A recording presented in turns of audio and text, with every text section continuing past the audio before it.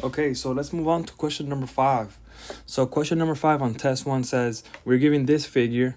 We're giving the velocity over time graph of a truck and a car, and they're asking us to find what is happening at this point in time. So the question says the motions of a car and truck along a straight road are represented by the velocity time graph. The two vehicles are initially alongside each other at time 0. So our time 0 will be this time. At t, what is true?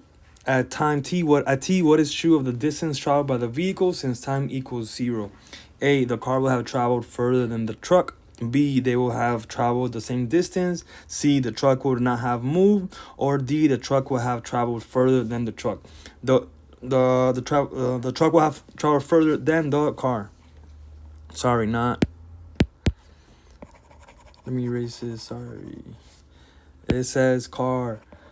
So the way I see it is that the car initially is cut it in half, basically. That's the way I'm looking at it right now. The way I see it is that the car is cut. If you see the graph, it's cutting the graph. It's like a little quick trail. So I'm gonna go with the truck.